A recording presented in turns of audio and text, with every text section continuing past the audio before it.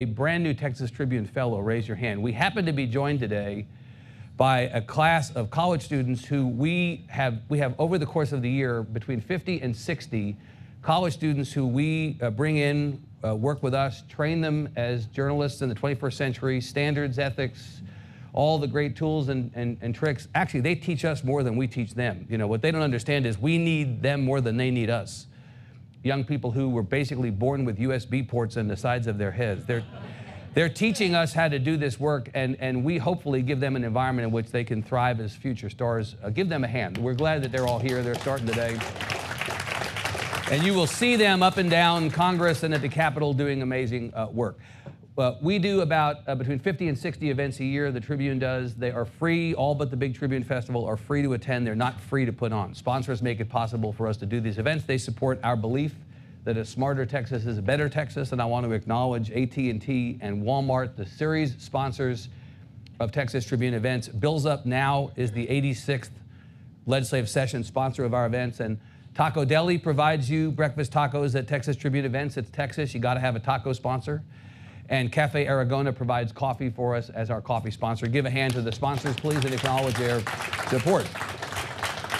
And of course, any of you who were members of the Texas Tribune, we appreciate you greatly. I know some people in the room have been members for a long time. We are citizen supported. We do this work for you. We've been at this for more than 9 years. It is a successful media business, which is kind of an oxymoron these days, but it's actually working. And we're happy to be providing nonpartisan journalism about these big, important topics, public policy and politics. And we're going to be around for a long time.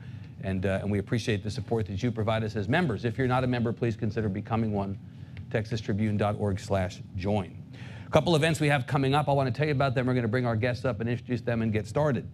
Tomorrow, I'll be in Lake Jackson at Brazosport College with Speaker Dennis Bonnen. I believe this is his first public interview that he'll be doing since he was chosen by his colleagues to be the 76th Speaker of the Texas House. He wanted to do it in his district. It is a home game for him, not an away game.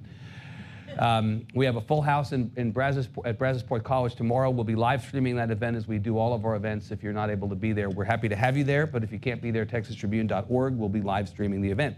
Next Thursday morning, back here in Studio 919, J.B. Milliken, the relatively new Chancellor of the University of Texas System, will be here. We'll talk about higher ed and associated matters.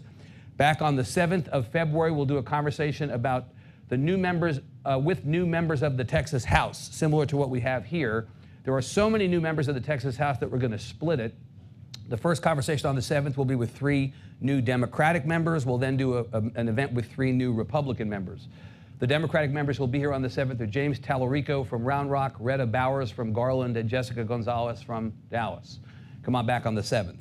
And then finally, on the 28th of February, over at the McCombs School of Business, over the lunch hour, a conversation about the intersection of business and politics with the CEO of Whole Foods, John Mackey. And that one's filled up pretty quickly. So if you want to RSVP for that event or any other, TexasTribune.org/events. Please silence your phones. We're live streaming today, so for the benefit of people watching online, but also for the people in the room. If you want to tweet about the event, you're welcome to do it. #TTEvents. But silence your phones if you would, please. We'll talk for about 35 minutes, maybe 40 minutes. We'll take questions for the balance of time. And in deference to our guests, but especially to Senator Powell, who has to get up to Burleson today to see her son deliver the State of the City address, she needs to zip onto I-35, so we're going to get her out of here exactly at 9 o'clock. Let me ask our senators to come up, and I'll introduce them. Please come on up, and when they get seated, I'll welcome them up.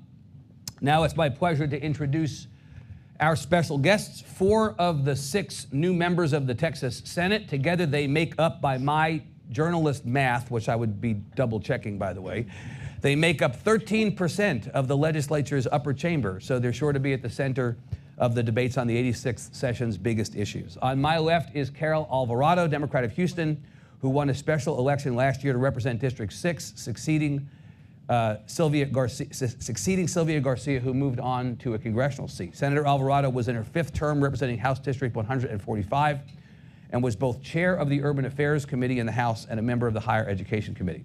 She previously spent 5 years on the Houston City Council. A native of Houston, she has an undergraduate degree and an MBA from the University of Houston. Pete Flores, Republican of Pleasanton, won a special election last year to represent District 19, a seat that had long been held by Democrat Carlos Uresti. In fact, Senator Flores is the first Republican to occupy the seat since 1879 and is the first Hispanic Republican ever to serve in the Texas Senate. A retired game warden, he is a native of Laredo and a graduate of Texas A&M University. Nathan Johnson, Democrat of Dallas, defeated incumbent Republican Don Huffines in November in the race to represent District 16. It was his first run for office. He is the co-founder of a law firm and has owned a music production business where he composed music for the TV series Dragon Ball Z. Words I never expected to be saying. A Fort Worth native, he is a graduate of the University of Arizona and the University of Texas Law School. Finally, Beverly Powell, Democrat of Burleson, beat incumbent Republican Connie Burton in November to win her District 10 seat. She was previously elected to the Burleson Independent School District Board, was chosen by her colleagues to serve as its president. A real estate developer, Senator Powell is a Fort Worth native. She has an undergraduate degree and an MBA from Texas Wesleyan University. Please note the other two new senators, Pat Fallon, Republican of Frisco, and Angela Paxton, Republican of McKinney, were invited but declined to participate. And so we move on. Please join me in welcoming our four new senators. Give them a big hand. Thank you all for being here. Good to see you. So before we get into the business of the legislature, I want to ask each of you why on earth you wanted to do this. Of course, the pay is great, we know. But the fact is, serving in government for a lot of people is a bug, not a feature, as they say. This is not something that people are naturally drawn to. Senator Alvarado, I keep wanting to call you Representative Alvarado. Senator Alvarado, you actually had experience in the other chamber. What was it about the opportunity to come to the Senate that made you want to do this? Good morning and thank you. It's good to be with everyone. I think being able to utilize the skill set that I learned in the House, this is kind of a challenging time to be in politics, right, and being in the minority and being able to serve in a leadership position and chair a committee and get bills passed in a very challenging environment, and utilizing those skills and going over to the Senate, because we had some things coming out of the Senate the last couple of sessions that were, I think, very, could have been very harmful to the state. And so I wanted to be involved and make sure that all voices of Texans were represented and bring a different perspective. And you're coming over to play defense as well as offense. That's right. Yeah. 1 of 31 is different than 1 of 150, right? Absolutely. You can have a little bit more of an amplified voice as 1 of 31. More impact, and again, I think having the experience and the skill set to come over and jump right in and be engaged in the issues that affect Texans. So I'm happy to be here and very excited about the freshman class. Yeah. Senator Powell, this will just be like being on the school board, right? No different. Well, it will be a lot like being on the school board for me, because I'm here to fight for public education. You came in with that in your sights. That was first and foremost in my mind. At the end of the last legislative session, I had such grave concerns about where we were headed. And in the 10 years that I served as a school board trustee, it was during a particularly divisive and difficult time for educators. We suffered through $5.4 billion in cuts to education, and I had experienced firsthand what that meant for our children, what that meant for the quality of education, and what it meant for our teachers. And so that's one of the reasons. Another reason that I'm here is to fight for local control. I believe in the power of local governments to make decisions that are best for our citizens at the place that's closest to the citizens. And so I'm excited to be here. Thank you so much for the invitation to be on this panel today. Now you represent, Senator, you represent a district that obviously is if not 50-50, then a closer partisan split than a lot of the districts. I mean, Senator Alvarado's district, it'd be hard for a Republican to win that district. We just saw that. In your case, this is a district where you're going to represent a bunch of people who don't necessarily agree with you on education, local control, or a whole bunch of other issues. What is your obligation as a new senator to speak to those people who didn't vote for you and don't agree with you? Well, I will tell you this. I feel like my obligation is to hear every citizen in our district. Yep. And I have said on the campaign trail, and certainly since we've been here. If I could prop my door open, I would do that, because I think that it's our responsibility, mine and my chief of staff, my deputy chief of staff who are here today, and every member of my team, to hear every citizen in our district, whether we agree or don't agree. I have an open mind about where we're headed in the state of Texas. So you're listening to both sides. Senator Flores, similar for you. You know, you're representing a district that we've said has largely been, you know, it's been a Democratic stronghold for more than a century. What brings you to this job, and how do you think about representing a district where arguably at least half of the people there don't agree with a lot of the things that you campaigned on and believe? Well, first of all, thank you all for allowing me the privilege to come visit. Howdy to everybody, and it's a great privilege to be able to serve my fellow senators here. So Senator Alvarado, who I've known since my previous service in state government. Yeah. I have the highest respect for her and my new colleagues and friends. I look forward to working with them to be able to achieve great things. You're a little bit more senior than they are since you won that special election. Are you going to be hazing them today in front of our... Well, I think the only senior I have is this blue healer look I'm getting in my hair since. But primarily, my whole adult life has been dedicated to public service, folks. I'm a game warden, and I served 27 years. I'm retired now. That experience with animals off the leash may serve you well in the legislature. Well, I didn't really deal with the critters. I dealt more with the folks, and I was only as effective as the community allowed me to be. Yeah. So the issues in Senate District 19, which by the way is a very vast, a very diverse district, 1/3 of the 7th largest city in the United States, Great San Antonio, and then where I live in rural Atascosa County, and then all the other 17 counties reaching all the way to New Mexico. Vast area, vast representation, but you know, there's things that needed to be done. I wouldn't be here if I didn't have bipartisan support. Right. That's a fact.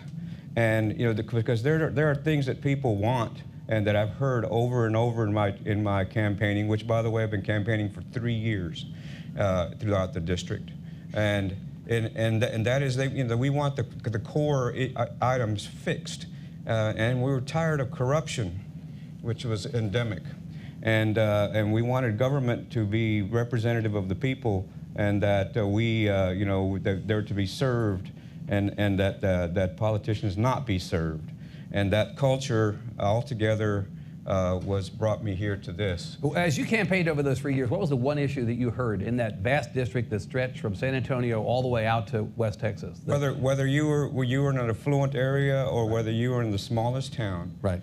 Property tax. Property taxes. Which is unsustainable. Got it. And so that was number one. If those of you who followed my campaign, I stuck with the pillars. I stayed out of the weeds. Yeah. Because so often we have so much, God gave us almost a limited number of time in this world. Right. And let's take care of the pillars of the house, and then the rest will follow. Well, don't disappoint the press. This kumbaya moment is getting boring. Well, so but it's the truth. We're gonna come back to property. I want to ask you in a little bit to talk more in detail about property tax, Senator, if you don't mind. Let me get to Senator Johnson and ask the same thing. You know, we met when you were running for this seat early on, and I thought, nice guy, this is going to be a hard seat to win, and you were convinced that you had an opportunity in this election cycle and in this particular district. You were right, clearly. What made you decide to do this? I mean, it was not a slam dunk. There was no guarantee that somebody running into this district could win. No, it was. It was generally not thought to be a slam dunk, to say the least. Right. And your skepticism was probably a good bet. I think most people would say. I ran because I felt like the district wasn't being represented. The sincerity I don't question the sincerity of anybody who runs for office or anybody who serves, including my predecessor, but I thought he was completely out of step with my district. Yeah. And that's not only a problem and a shame for the people, it's not just inconsistent with the way our system's supposed to work, it's an opportunity. But more like Senator Powell and Senator Flores, your district is kind of a roughly divided district, It is right? a roughly divided district. Right. But what people looked at throughout my campaign cycle was the history of the district, which had been a 28-year Republican seat. And so it seemed completely dark red and unattainable. But what they didn't look at is what's the hue of that red? Is that purple? Right. And the Republicans and the Democrats in the district that I come from are very concerned that economic progress go forward and that people be brought along with it. And that wasn't what was happening in the state government. It wasn't what was being represented by my predecessor. And I thought if I could get that message across, Yeah. I can bring Republican crossover. And if Democrats see they have a chance, they'll get out and actually vote. So I thought this would be the year. The other thing was that I sensed that the direction was changing. You go to a website of the Dallas Regional Chamber, and in some prior year, you might see a lot of business policies and tax cuts and things, and what you're seeing is we need to educate our students. We need to increase access to health care. We need to make sure that our power grid is shored up. We need to make sure that we're building roads in the right places. Meat and potatoes stuff. Wow, serious stuff that wasn't being attended to. Right. And I thought we could get the attention of everybody if we just spoke that message, and it worked. Yeah. Senator Powell, did you take a message, speaking of messages, did you take a message from the election results in total in Texas? You know, we are used to definition of insanity stuff here. Same thing happens every November of an even-numbered year, and then we come back and we expect that things are going to be different in the legislature, and they're not. And if you like the way they're going, that's good. People who don't like it, don't like it. That's fine, peace.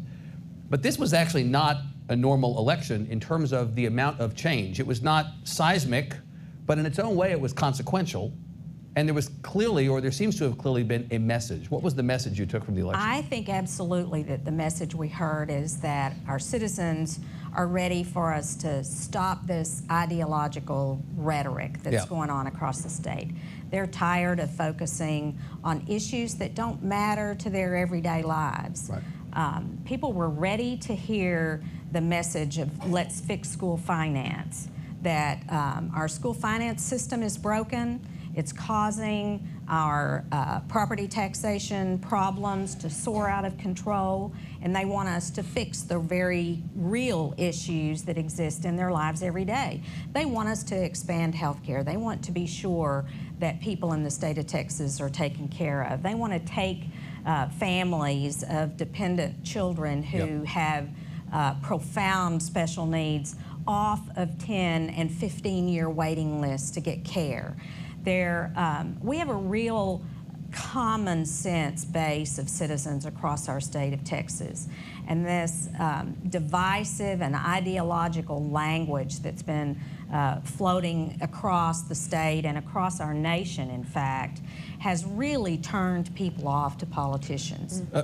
Senator Alvarado, there was kind of a cut the crap aspect of this, was there not? The message from voters. I mean, we have talked a lot about this session will be no sharp objects on the table. Now, different people define sharp objects differently, but it's usually some bucket of things that are not these meat and potatoes issues that Senator Johnson, Senator Powell are talking about. You were in the middle of a session last time that was mostly sharp objects. Right. And that's what I was alluding to earlier, is that one of the reasons I wanted to be in the Senate is to tackle those issues that, that we've all been referencing here: education, keeping the economy growing, but also realizing that a lot of the bad things that were coming out of the legislature were started in the Senate: bathroom bills and other things like that, anti-immigrant bills. And I wanted to be involved in that discussion because I think people are sick and tired of those issues. And guess what? Guess what word we've been using the last 2 weeks we've been hanging out here at the Capitol? The B word: bipartisanship. And it's refreshing to see. Do you believe it? Every session is bipartisan in the first week, Senator. But I think people are making extra efforts to convey that message. And I think we're going to see some bipartisanship, hopefully, on education. Just looking at the budgets now, what the House is offering, what the Senate's offering. You all are apart, but you're not as apart as you could have been. Right. Right. And the remarks just a couple of days ago, there was the B word was often thrown around, and that was nice. But these are issues that we need to work in a bipartisan way. We're talking about educating kids. Nobody cares if you're Democrat or Republican on these issues. It's take care of funding our education system once and for all. Our school district in Houston has a recapture payment for the last biennium of $272 million. Right. You know, Austin says to Houston, hold my beer as far as that goes, right? But I mean, we get it, right? But at the same time, just before I go to Senator Johnson, Senator Alvarado, you've been in the legislature long enough to know that at the beginning of every session, what we hear is, this is the time we're going to fix public education. We haven't been serious about it previously. We're serious about it this time. Get to the end of the session, no fix. So why should we believe, not you personally, but you royally? Why should we believe you this time? Well, I think the discussion so far has been not just talking about it, but there's actually legislation that's out there now that we're all looking at. The TEA report, a lot of those items are going to be in the bill, and those were some pretty good recommendations. It's a good starting point. You had a School Finance Commission report that was signed by the likes of Larry Taylor and Dan Huberty on one side, and Diego Bernal on the other side. I mean, you had Democrats and Republicans on board on the same page. I mean, they may have disagreed about some particulars, but there does seem to be rowing in the same direction. So that's why I have some hope and some confidence that we'll get there. Right. Senator Johnson, this notion of bipartisanship, as I said, beginning of the session, every session is bipartisan until it's not. Ross Ramsey, my colleague, wrote a column yesterday talking about how the Speaker, the Lieutenant Governor, and the Governor seem to be on the same page. There's been discussion of them being in sync previously. They actually seem to be in sync this time. Could it possibly be the case? The reason I'm hopeful is that some people are going to lose their jobs if we don't get it done. And this election... Who would those people, would you have a list? I don't. Well, no, left it in the car. Who would those people be? No, one of the things we talked about during the campaign, people say, what difference can you make? You're a Democrat in a super minority in the Senate. And one of the answers is the mere fact of me sitting in this chair and Beverly Powell sitting in this chair has sent a message throughout the state. We had Republicans crossing party lines to vote for Democrats on the issue of public education. It is no coincidence that our governor and our lieutenant governor are speaking and making a serious commitment to financing public education right out the gate. That didn't happen in the past. The voters have spoken. So that is the message from the there voters. Are consequences you're on to not notice. doing this. Get it done this time, or we're coming for you in 2020. That's right. And if you look at what happened in North Texas generally, you look at the number of House seats that flipped on this issue. Right. The stakes are higher, so I think the chances of getting it done are much better. Senator Flores, as the Republican on the stage, you have probably a little bit different insight into the Lieutenant Governor's perspective on this than your colleagues do. He does seem to be talking like the Speaker and the Governor as it relates to public education. He seems to be saying we're going to do honey, not vinegar. I mean, I think it remains to be seen whether that's the case. Do you think he's on board with all this? Well, first of all, I'm going to say to my colleague's point earlier, the people also spoke in Southwest Texas and put me in office after being held by the Democrats for 139 years. So they also spoke as well that the status quo was not acceptable. So this is about whoever you are and whatever party you are in power. If you're not serving the people, then you need to be looked at and choices being made. Yeah. Where I stand is very clear. I'm a Republican, and I stand for conservative values, and and the people that elected me as well from both sides of the aisle. Now, to go further to answer your question as to our Lieutenant Governor and to bipartisanship generally in the Senate. I think that when you look at the record of the Senate, that far more than 90% or more of the bills are bipartisan bills, and very few of them that went with straight Republican. But the majority, when you talk about anything over in the 90 percentile range, those of you that are in business know that if you even hit 70%, that you're doing very well. Ty Cobb only hit 400, and he was the best, right? So let's look at things in perspective, and so the record of the Senate is bipartisanship as a whole, and I think that we are serious about taking care of the pillars of the House, and by the House I mean the things that support our society. Right. And I know I campaigned on that. My colleagues did in their own way as well. And now that we're going into the session, we need to take care of the pillars of the House. And that's education, that's our property taxes, that's transportation, and that's criminal justice. And then we move with other items. We got to secure the pillars. Senator, let me stay with you, and let me stay with the point that you just made, which is factually true. The majority of the bills that the Senate passed last session were not partisan bills. They were not. Except for the ones that were. And the ones that were the ones that blew up the session. So my question is, do you think we're heading in a direction where 90% of the bills will be bipartisan again, except for those that aren't, and there will still be bills that, as I described to Senator Alvarado, were the sharp objects? You had the bathroom access legislation, you had sanctuary cities, you had vouchers somewhere along the school choice continuum, right? Those were bills that were not bipartisan. Those were bills that were the flashpoints of the session. Are you expecting that the Senate will at some point return to those specifically, or to some bills like that might have the same effect on the session? I believe that we're serious about addressing the core issues. Now more than ever. Now is the time that what I've heard from leadership and from colleagues is now is the time to not look at preserving a system, but making a system work for the people. And that's going to take some courageous decisions. And yes, we're going to have to decide whether we're going to vote, whether that gets us reelected, or whether we're going to go do the right thing. And I believe that we're going to go do the right thing. But Senator, will doing that crowd out some of this other stuff, or do you think that, like every other session, there'll be a couple things that will be potentially problematic in terms of the harmony of the House? Let's just put it in perspective for myself from a political perspective. I attended my Republican convention. I voted for the planks. Yep. All of them. So you believe what you believe? Yes. But you must prioritize. We have 139 days left? We have to prioritize our time. I miss you already. But we must prioritize our time to address the pillars, and that's what we're after right now.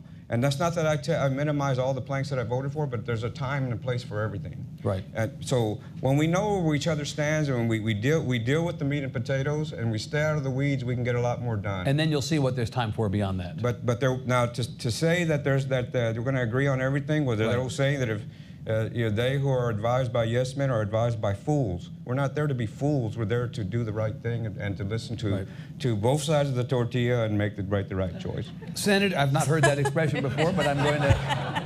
That's probably a Pleasanton expression, right? I'm going to use that actually up here in Austin. It'll be great. I'll seem cool.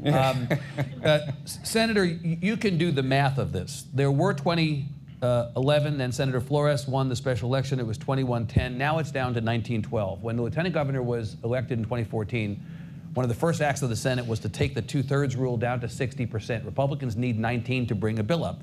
How many Republicans do we have now?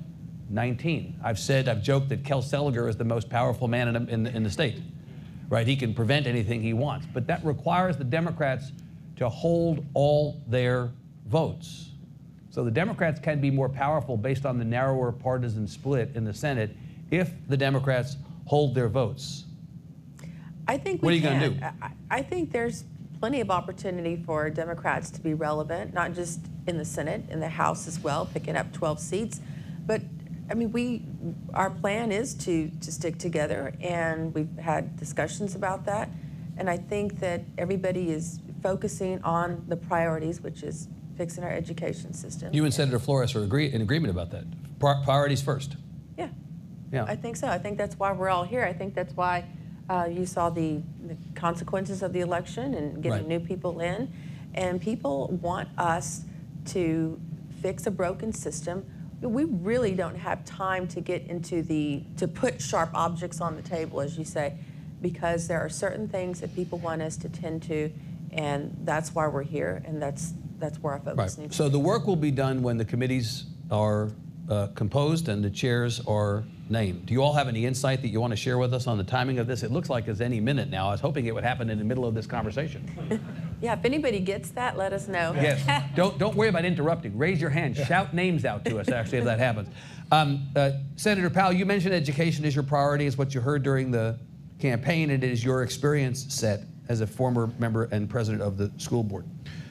How do you feel about the Senate's base budget as it relates to the amount of money that is allocated to public education? Is it enough? And how do you feel about the fact that it is being specifically, as I understand it, targeted to teacher pay?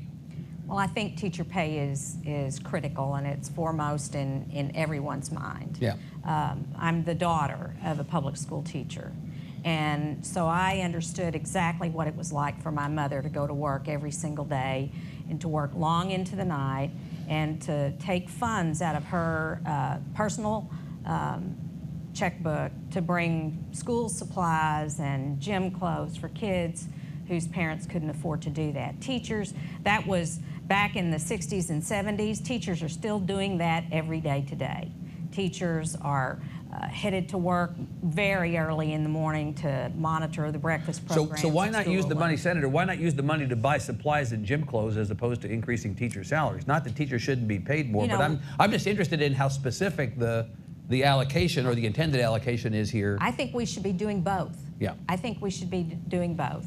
And I think that we've got to pay close attention to how we allocate resources. Is the amount of money that the Senate allocated in the base budget enough? Because the House obviously allocated more. Or I'd like to see us do more. I thought it was encouraging to see that House budget. Yeah. I thought Senator Nelson did a fabulous job on our budget. It was Right. good to see additional resources coming to play to Yeah. support education.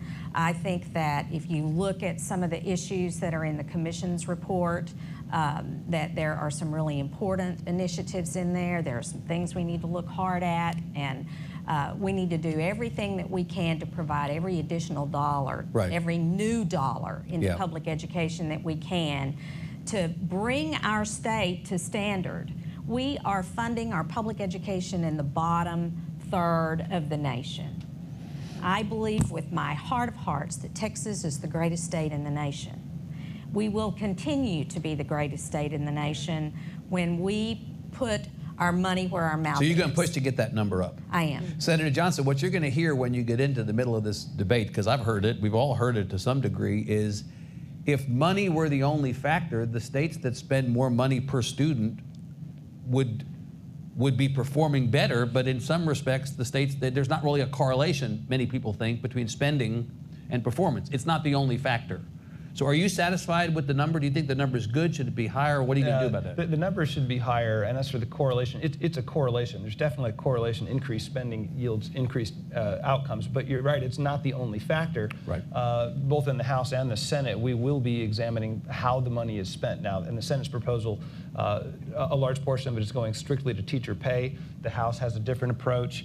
We now have a process out in front of us of another 130 days where we're going to try to reconcile those two things, make Right. sure it's all taken care of. But definitely, I would agree with Beverly. We are going to have to increase the base allotment, not just teacher pay. Teacher pay is a critical component. So you think the base budget number is the start for you, but not the end as far as this conversation goes? Right. Senator Flores, we've had this conversation before. You're good with spending more money on public education, right? Yes, as long as it's efficiently done, and because there's Right. and that it's measurable, that we have outcomes. Can you define efficient and can you define measurable for us? Well, in any other of the budgets in state government, all the agencies are required they have metrics, so they call them measures. And so when money is allocated by measures and strategies, when budgets are submitted, you have a strategy to do this and a strategy to do that, and then the Senate and the House through the LBB provides for a thing called measures, which means, in my case, if I said I need X amount of money and I'm going to patrol 1,000 or 1,000,000 miles, then that's something that we can see where our money is spent. Right. And so that I don't believe that has translated to school finance, but that's one thing to look at. All these bills, regardless, the dollar amounts, any bill that goes through, as I understand, Senator Alvarado would be able to address that more than I would, but it's a starting point. Yeah. And then the beauty of the system to be able to debate and to add, delete, kill, move forward. But what we do agree is that we cannot continue to sustain the system. We agree on that. So if we can agree on the big picture and not get bogged down in the weeds at the beginning, we're going to get there. But if we start bogging down here at the beginning, then we're going to have the same thing that we have session after session by people who have been here time after time saying we're going to do this, we're going to do that, and nothing happens. Yeah. But Senator, go ahead. I see you're trying to get in. Yeah, I was going to say the Texas Education Commission has come out with a report, and Senator Flores is correct. We need to be able to measure our progress. Fortunately, people have been thinking about that. So we are going to, I don't think it's going to be a partisan issue to make sure that our dollars are well spent. Right. And I'm actually very encouraged by some of the things that Senator we are Flores, one of the differences between the Senate-based budget and the House-based budget, or at least the initial volleys of these bodies, is that the House is talking about dipping into the rainy day fund to shore up teacher pensions. The Senate is, at least as of this point, is not. Was that a mistake on the Senate's part? We've been hearing a lot about retired teachers and the importance of retired teachers, taking care of our retired teachers. The House went there, the Senate did not go there. Was that a mistake out of the gate? Well, I won't say that a mistake, but I do know that if you're going to be dealing with dollar amounts of this amount, that the only place to go is the rainy day fund. So you're open to the idea It's going to be open of going into the rainy day fund? It's going to be open for Harvey. Right. And so while it's open, and as long as we don't damage our ability to carry out the intent of it, Right. which is an emergency fund, which our chair, Senator Nelson, has done. She's magnificent, and she's a teacher, by the way, if y'all didn't know that. Yep. But who's done a magnificent job of assuring that we meet our responsibility to have a fund. That Texas is very unique in the United States of America, where we can respond to big items. So as long as there's enough money, in the rainy day fund, you're open to the idea of dipping into it, and teacher pensions, at least as far as you're concerned, would be one place you'd be willing to go. Well, yes. Yeah. Just quickly, yes on that, Senator Powell, Senator Johnson? I think Glenn Hager has an interesting idea out there in his legacy fund. To invest part of the rainy day fund? Yes. Right. And I think we have to start taking a look at ideas like that. So you're open to the idea? I am. And Senator Johnson, you too? Yes. Senator Alvarado, it's called the Rainy Day Fund. It actually rained on your city. It rained quite a bit. Right. We're going to have to probably dip into the Rainy Day Fund to pay down some of the associated costs with Harvey. But again, the House, your old body, is more open, it seems, at least going out of the gate, to using the Rainy Day Fund to deal with some of the stuff we're talking about here. Yeah, and this is it's a starting point on both ends, so hopefully we will meet somewhere in the middle. Yep. The bottom line is Texas is 36th in the nation when it comes to per pupil spending. And in the last biennium, I think we spent, I think it was a little over $10,450 per student, and which is about $2,300 less than the national average. So we are lagging behind, but if we can use these 2 points of a starting place between the House and the Senate, I think we can get there.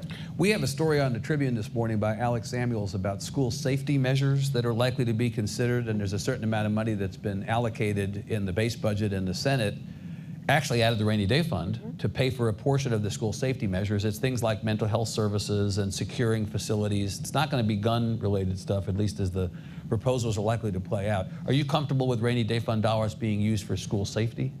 Absolutely. We do have a crisis on our hands, and we've seen it just since the last time we were all here, the school shootings that have occurred, right. Some very close to Houston, and I think it's very appropriate that we use those funds for that. Senator Flores, you mentioned property taxes was a catalyst for your campaign, or at least during the campaign you heard repeatedly from your constituents. You know what happened at the last session. You were not in the legislature, but you were aware of what happened. The House had a proposal, the Senate had a proposal. In both cases, it involved capping the percentage increase beyond which local officials could increase property taxes without going to the voters as an accountability measure. The House had a percentage, the Senate had a percentage. They couldn't come to some common ground on that. Then after the campaign, after the session was over and the campaign began, the governor came up with another proposal that had an even lower threshold. You all couldn't get it done last time. Why should we expect that you can get it done this time? If you couldn't agree last time, why would you be able to agree this time? Because you got to be able to look at the system holistically and not just at one point. You address one point without addressing it on the other side, then we really don't accomplish much. What does that mean? That means that it's also the appraisal side, and that's the point where I'm in. So you think you're going to come at this differently than you did last time? I think that first of all, I'm a great proponent on the people giving permission.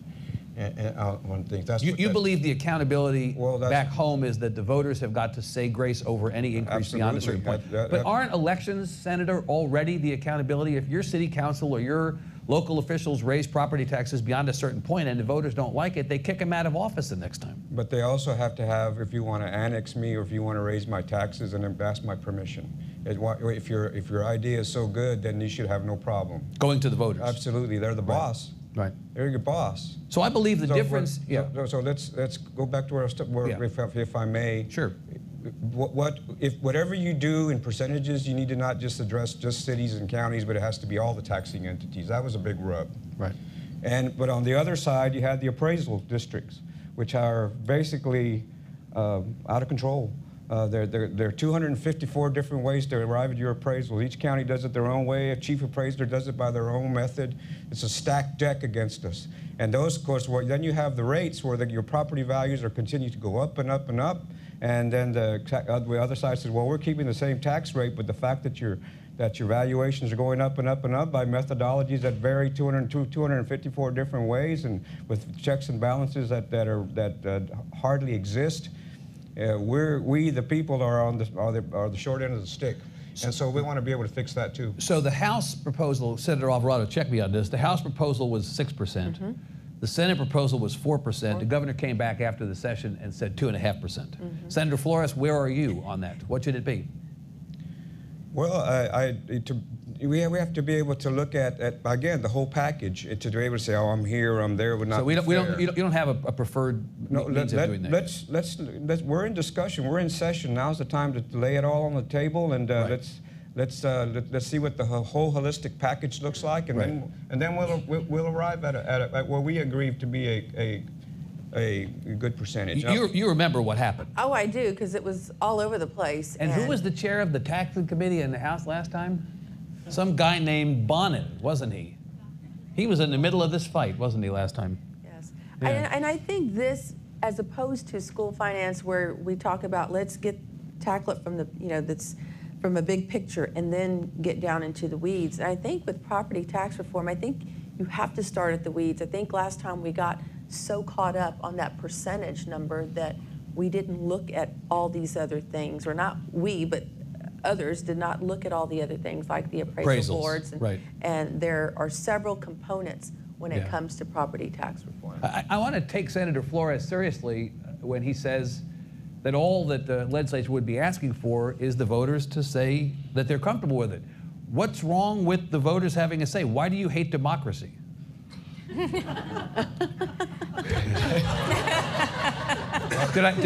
I surprised you with that one, didn't I? No, seriously, are you okay with the voters having a place in this conversation?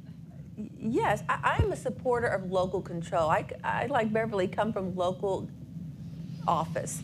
and what I have said all along in this discussion on property tax reform is that we cannot do this in an isolated way. We have to have input and buy-in, I think, from local officials, because it's affecting them.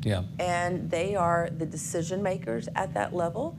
And I have heard from many already. And I think that we have to make sure that they are included in that discussion, because this could have a serious impact on how local officials govern and how they budget. Senator Johnson, my memory of the end of last session was that one person who was not entirely on board with this method of reforming property taxes, that is to say, go back to the voters and constrain local officials beyond a certain percentage, was a former mayor named Kel Seliger, the aforementioned most powerful man in the Texas Senate at the moment, who did not like this plan because as a former local official, he did not like the idea of local officials having their hands tied. What is your read of local officials, at least back in your district, as it relates to this issue? Well, I think the local officials are diametrically opposed to the concept of a tax cap, that it's a ham-fisted way to approach a much more subtle and important issue. We already have a rollback requirement at 8%. The question we're really talking about, as Senator Flores says, is where's that percentage going to be? The idea that it's going to be 2.5, I don't know if that's a negotiating position. I think once you get above 4%, we have a lot fewer concerns, so there may be a number in there that we can all agree to. Although again, the Senate was at 4, the House was at 6. You guys could have just said 5 and saved us the special session. Or maybe 7.8 and drop a 0.2 from where we are, because I don't see it as a big problem. I don't see the lack of a tax cap as being the force that's driving our property taxes up. I think the state has effectively, and it's very complex, we can explain it on a longer show, effectively the state is forcing school districts and municipalities to keep their effective tax rates higher due to its lack of commitment in various ways, including public education. The way to solve this problem is to stop forcing cities to keep their tax rates high, not to put a cap on it. It's sort of like you're applying pressure from both sides. Just take the bad pressure off. Don't cap them. Don't constrain their power. It's an insult to the people who elected those local officials and trusted them to make judgments about what tax rate is sufficient, and sometimes they cut it. The Richardson School District cut taxes, I think, 6 times between 1990 and 2010 because they could. We're now in a position where they cannot. I think the government ought to take the approach of trusting local officials, trusting the people to vote them out if they do a bad job, allow them to bring the tax rates down if that's what serves the community best. Senator Flores, again, observing from the outside, but being somebody who pays attention to this stuff by disposition, you know that local control has been, in one form or another, the narrative through line in the last 2 sessions. Whether it was on rideshare, tree setbacks, bag bans, any number of issues, this was the big tension point. It was the defining tension point, really, on a whole lot of issues in the last couple of sessions. What do we do about local control as a big issue? The local elected officials say, we remember when the Republican Party was for local control, and they feel like that something has kind of gotten upside down now about that. What's your response to that? Well, I think we had this discussion in San Antonio. We did. We talked about it a couple times. And basically, the Constitution lays out what everybody's authority is, who has, and we have checks and balances. Right. So if there are issues, for example, like the fracking in Denton or other things of that nature, then it is within the purview and constitutionally authorized for the legislature. And the state created the cities and the counties. There's no question and it's the purview of the courts to check the legislature, and so it's a check and balance system. Yeah. And so that already exists. Right. So it's like I said, the courts will check us, we check the local, but we work for the local. So it's a checks and balance system. Can I make one quick point, please? Please. We've had local control as the default way of doing things in this state since 1911. 1912, it really rolled into effect. It's been very effective. The biggest economic drivers in the state of Texas, some of the biggest economic drivers in the nation, are these cities where there is a great degree of local control. Why is the state now wanting to step in and start running these successful cities? Because if they believe Senator Johnson, is because they believe that the cities and counties are getting off the leash. Speaking of getting off the leash. No, we don't run around the cities. And they believe that the cities and the counties have exceeded their authority. I mean, I'm parroting back to you the argument that's been made, and that we have this patchwork of inconsistent rules and regulations across municipalities. That's been the argument. You don't think that's a legitimate argument? That is a valid concern. Yeah. There is a place for state government. There is a place for uniformity among cities and counties, and I'm fully on board with working with everybody on that subject. But I don't think the cities are out of control. There are areas where perhaps we need to exert some state authority, but tax caps is not there. Senator Powell, you mentioned health care. I want to pivot to some things that have not been talked about so far. You know, education, Senator Alvarado will remember this again as the most veteran member of the legislature on the panel. Education has for years and years been the #1 line item in the Texas budget, but healthcare is butting up against that right now, if not just a little bit beyond it. Healthcare costs are rising. We still have the most uninsured people in the state of Texas. Let's accept that lack of insurance coverage is not the same as lack of healthcare, but we also have a terrible doctor shortage. More of half of our counties are health professional shortage areas as defined by the federal government. We just saw a report within the last couple of months that after 10 consecutive years of the number of uninsured children in this country declining, that is now reversed and the number of uninsured children is going back up, and Texas is the state with the most uninsured children in the entire country. Why have we heard nothing about health care? All we've heard about is education and property taxes. Peace. Those are important issues. We have heard nothing about a percentage of the budget that is almost equivalent to education. How come? Well, I'll tell you, we are certainly hearing it on the campaign trail. To say that we heard nothing about health care on the campaign trail would certainly be a misrepresentation. I'm talking about in the last 2 weeks that we talked about the agenda of the session. I haven't heard a peep about health care. I can't answer to that because, like you said, we've been in session for 2 weeks and we've done mostly ceremonial things, and the amount of business that we've Oh, wait, you got another 40 days of honoring Little Leagues. You're gonna love it. But I will say this, that probably just behind how we deal with public education, I heard more conversation about health care than any other issue. And it's critical, I think, that we start to wrap our arms around the need to expand Medicaid in the state of Texas. We have the highest maternal mortality rate in the nation. With that, we have a rising infant mortality rate. We have elderly folks and profoundly disabled folks who are on waiting lists for up to 10 and 15 years to get the services that they need. Let me put that into perspective. I had a mother sitting in my office with her son in a wheelchair who had profound cerebral palsy and the most difficult problems that any family could possibly imagine contending with. He is on 2 waiting lists. One, a 12-year waiting list for services, and one, a 15-year waiting list for services. That young man is 13 years old. He will be 25 years old before they even start to talk about moving him to a place on the waiting list where he will get the services that he needs to be able to live. So materially, what can the Senate do about that? You know, we can vote to expand Medicaid. We can take those federal funds and infuse them into our budget Right. to help to defer the cost of those expenses. We can take a look at this privatization of our health care that we've undertaken in the state of Texas, and we can answer the very serious questions. Is that working, or is the corruption so great? Are the funds actually filtering down to people who need that care? And Right. until we start to have those critical discussions, we can't make the critical decisions. Senator, you were in the House when this conversation Yes. really came up. And I have filed legislation. I filed it in the House, and now I've filed it in the Senate to allow counties to request a waiver from the state to expand Medicaid, to receive Medicaid funds.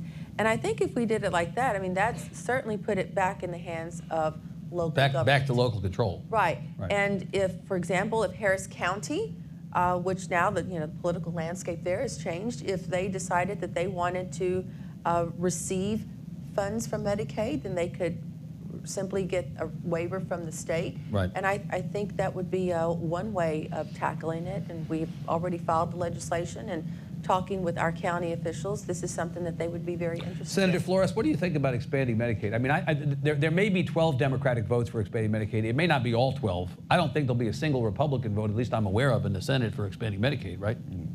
Probably not. Probably not. Yeah. We just saw in the last election, Senator, a couple of red states whose leaders were absolutely opposed to expanding Medicaid. That issue got on the ballot, and what do you know? The voters of those states actually approved the expansion of Medicaid. If we believe in the voters enough to check local officials on property tax increases, why don't we believe in the voters enough to tell us whether we should expand Medicaid? Well, everything's open for discussion. And the thing about dealing with the federal government is that there's the hooks that you're dealing with the federal government.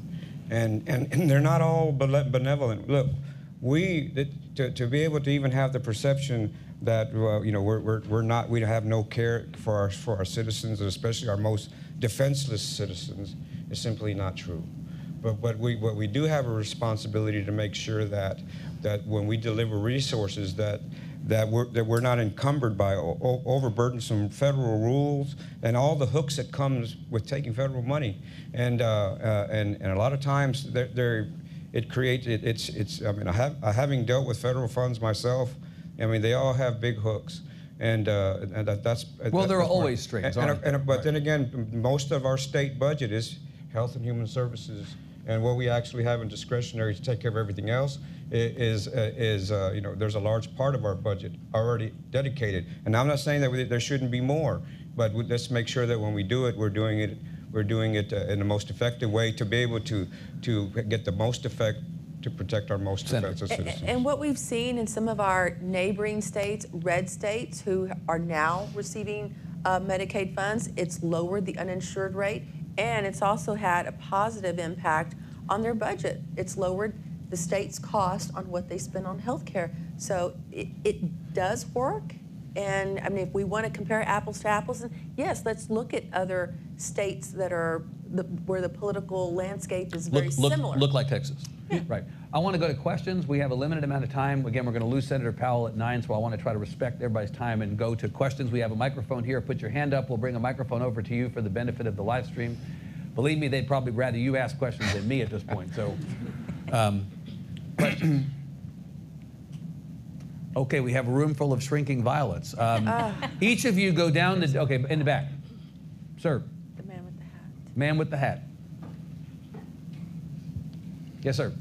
Yes, I have a question, I guess, in general for the group. There was a mention of school safety, Yes. Firearms. It seems to me we're focusing a little bit on that, but 99% of the youth killed in this country, murdered by firearms, occurs outside of school. And so you're just going to focus on this one thing because it's in the media. So what are you going to do about children that are killed by firearms for our whole society? Because the schools are the safest place they have. Senator Johnson, what about the gun issue generally? What would you see the Senate doing? What would you like the Senate to do? What do you expect will happen in this session, to the questioner's point? So you're asking me a safe question before committees are assigned? Yes.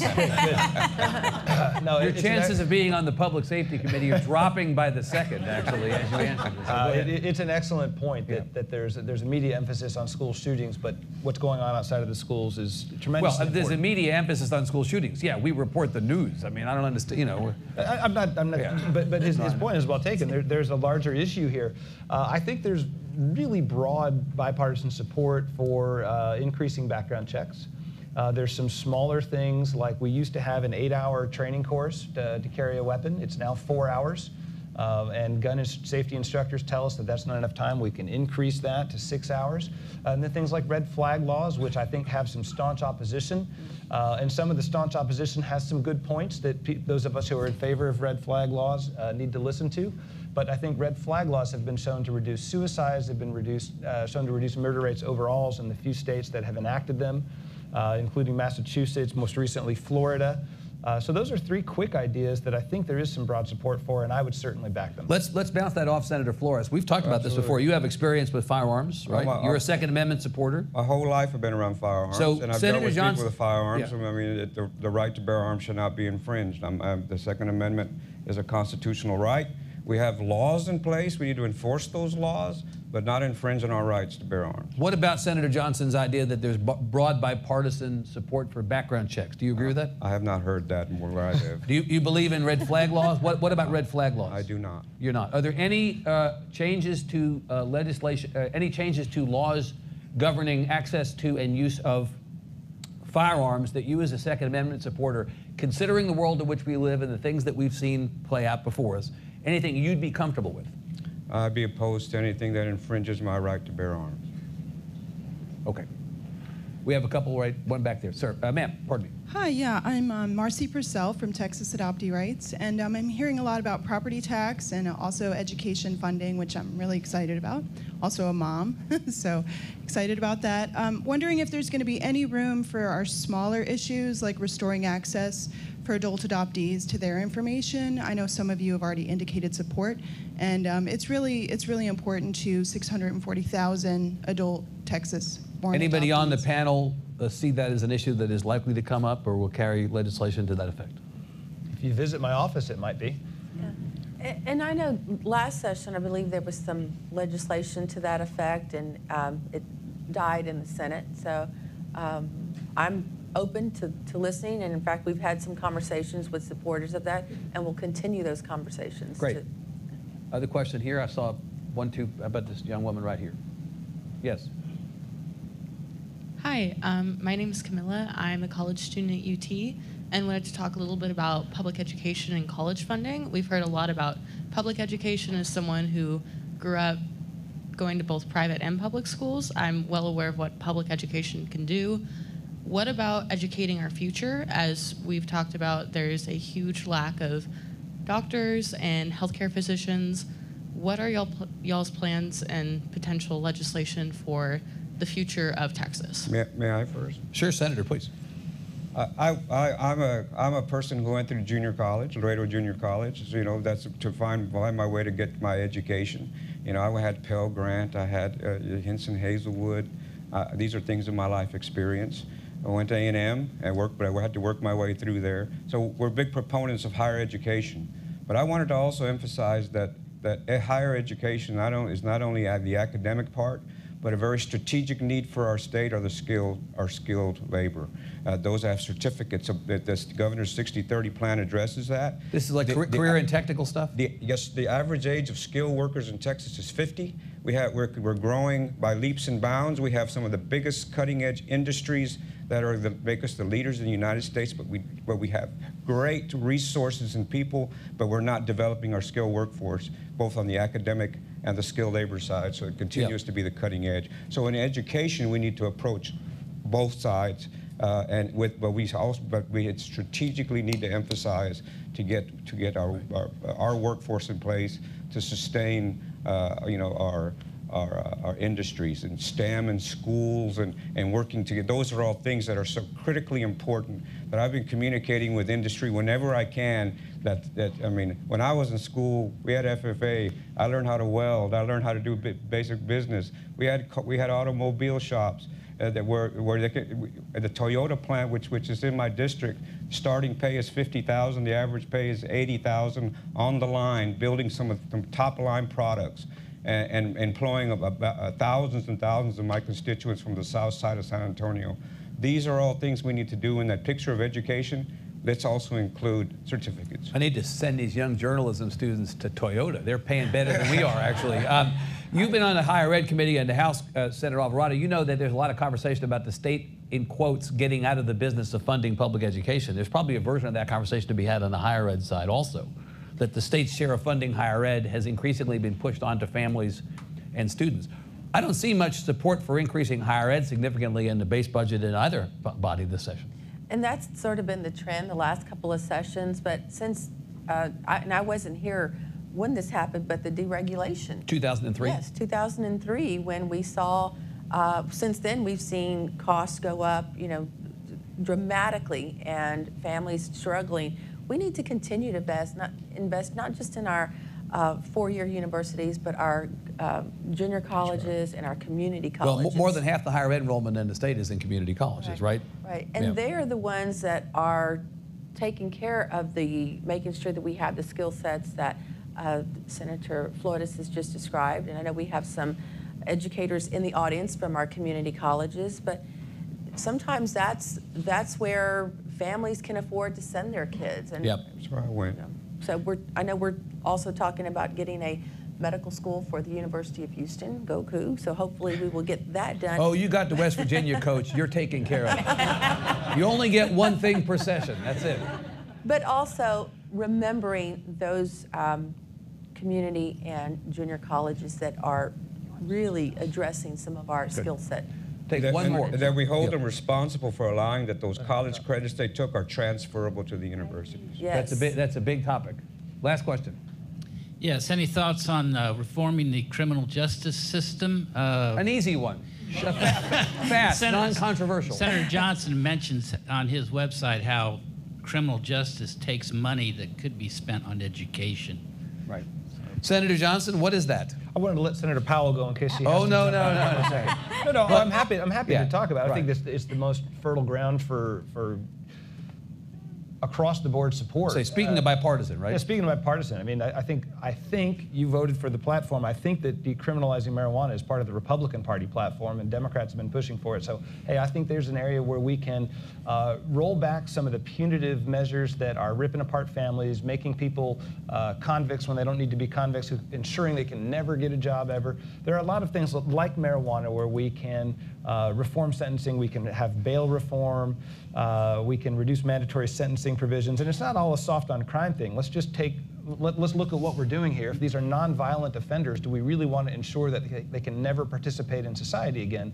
No, we don't. So we'll put some more emphasis on mental health in county jails, mental health in prisons, decriminalize marijuana, bail reform, and this panel can probably fill in a number of others, but I will tell you that when Senator Huffines and I were interviewed by the Dallas Morning News, I gave my list of criminal justice reforms, and he gave his list, and we looked at each other and said, and his. So that was an area of agreement. It was. Good. I'm going to end on kumbaya, because I don't know if we're going to have much more of this actually beyond that. Please thank our four senators for being here. Thank you all. Thank you all. We'll see you back here again soon. Take care. Thank you. Enjoyed it. Senator, thank you. It's always